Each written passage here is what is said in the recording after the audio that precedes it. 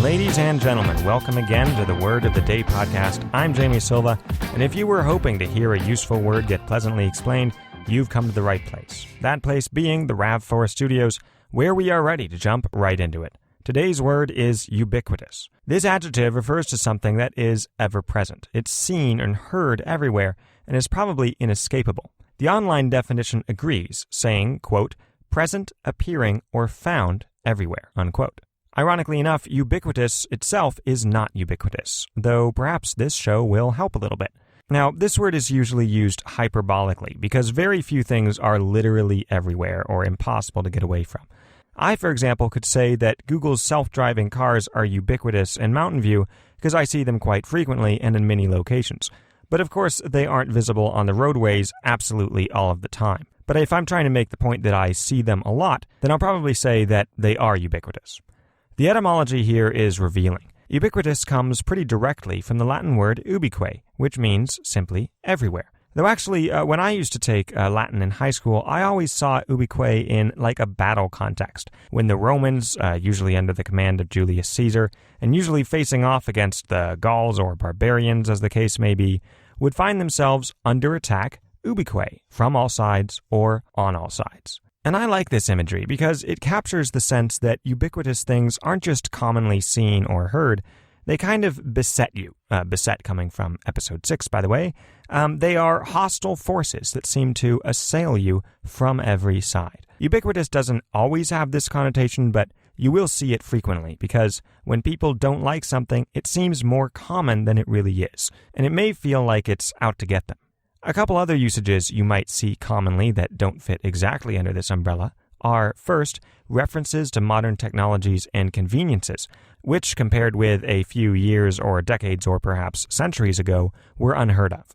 One might say, for example, that in the olden days, if you wanted to go out for entertainment, unless maybe the circus was in town or the Millers a couple farms over were hosting a barn dance, you were out of luck. Versus today, when high-quality entertainment options are ubiquitous and often instantaneously available.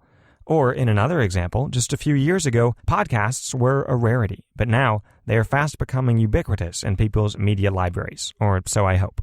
The other usage that you see here and there with ubiquitous is in reference to individual people, folks who just seem to be everywhere who you can't get away from. An actor or actress who lands a series of critically acclaimed roles and is reasonably popular with the public might become ubiquitous, showing up near daily on television and in magazines and advertisements and whatnot.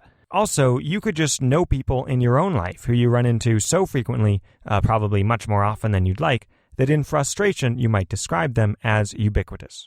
Let's now take a bit of a deeper look at what ubiquitous looks like in ordinary conversation with the examples. Example number 1. After the CEO cut the firm's budget for team bowling night in favor of Trust Fall Thursdays, calls for his resignation became ubiquitous. Example number 2. Thanks to the cow logos plastered on the furniture and the walls, plus the ubiquitous blue and gold designs around Tom's apartment, visitors were left in no doubt as to where he went to college.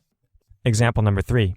Ever since she was knocked to the ground as a child by an overeager Dalmatian, Jan retained a deep distrust of anything spotted or polka-dotted. Thus, during a recent summer in which the pattern took the fashion world by storm and became ubiquitous, she stayed mostly indoors as a precaution. Example number 4. Harry was ubiquitous at local trivia nights, attending any and all he could. He gained some notoriety for guessing the Bee Gees in response to any music-related question that he did not know the answer to. Oh, and this last example reminds me. Sometimes it helps to say in what context something is ubiquitous. Like, something might only be omnipresent in certain settings. As in this case, we said Harry was ubiquitous at local trivia nights. Or, to use another example, face paint isn't ubiquitous generally. You're not going to see it, actually everywhere as you trot around town. But it is ubiquitous at playoff sporting events. So, when using the word in this narrower sense, it can help to specify where exactly the thing you're talking about is ubiquitous. Okay, that is it for the word of the day proper, but before we go, let's do a quick edition of Conversation Etiquette from a dozen decades ago, in which we read sage selections from the book Manners, Culture, and Dress, published in 1890. Quote, Some persons have an awkward habit of repeating the most striking parts of a story, especially the main point, if it was well received the first time. This is in very bad taste and always excites disgust. In most cases, the story pleased the first time only because it was unexpected." Unquote. Well, excites disgust is probably a little harsh. I might say instead it excites boredom. And this habit is also unwelcome because it requires the audience to repeat some version of their initial reaction, whether by means of an exclamation or raised eyebrows or whatever, in order to match the repetition of the story highlight. Projecting the proper emotion when it's no longer spontaneous is difficult, and few people appreciate having to do it. Around the time this book, Manners, Culture, and Dress, was published, this conversation faux pas might have looked like this. One person says, "I was walking downtown the other day, and, would you believe it, a runaway horse and carriage nearly knocked me flat."